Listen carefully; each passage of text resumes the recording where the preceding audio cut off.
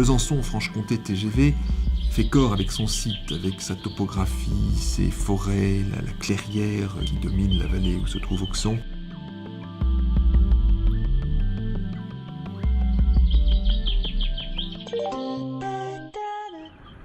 À l'instar de ces murs, ces fortifications si présentes à Besançon, depuis Vauban et même avant, on a ici un lieu qui s'inscrit dans la terre, dans son territoire, ce qui d'ailleurs fonde aussi ses qualités environnementales. On est dans un environnement de qualité, avec des très beaux sujets au niveau des arbres. Donc on a cherché à les conserver quasiment tous. On a travaillé avec les eaux et forêts là-dessus. On a respecté les caractéristiques de la forêt d'origine.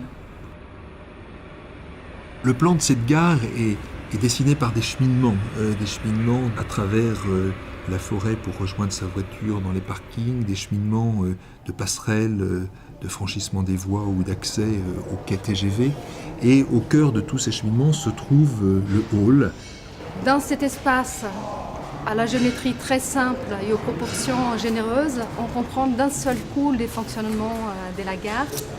Donc avec, au fond, à la même hauteur sous plafond, les services principaux de la gare. Et de l'autre côté du signal de la rampe, on aura un commerce parapharmacie. Tout en bas, on a une atmosphère peut-être plus refermée sur elle-même, avec un habillage bois qui sert également au traitement acoustique, puisque c'est un complexe bois et laine de roche. On a des grandes tables franc-comtoises, donc pour nous, c'est un peu la salle à manger franc-comtoise, avec le bruit de l'horloge. Donc il y a un énorme mécanisme d'horloge qui est mis en place et qui est réalisé par Philippe Ledru, qui est un artisan local, donc qui exprime tout le savoir-faire byzantin de l'horlogerie. Le bâtiment est certifié BBC, donc à ce label, bâtiment basse consommation. Il a une très bonne isolation vis-à-vis de l'extérieur, avec ses doublages en pierre, avec ses toitures végétalisées. On a également tout le système de panneaux photovoltaïques en toiture. Les puits canadiens sont des dispositifs qui ont été mis en place sous la prairie. C'était un ouvrage assez impressionnant à voir réalisé, dont aujourd'hui on n'aperçoit plus que les bouches des prises d'air.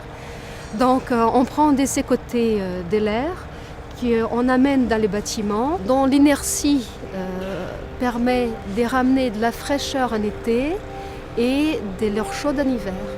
Tel qu'on le voit ces bâtiments, il y a 11 types différents de vitrages, suivant leur orientation, suivant les traitements avec des films pour améliorer l'inertie thermique ou pour améliorer les comportements face aux déperditions ou pour les photovoltaïques.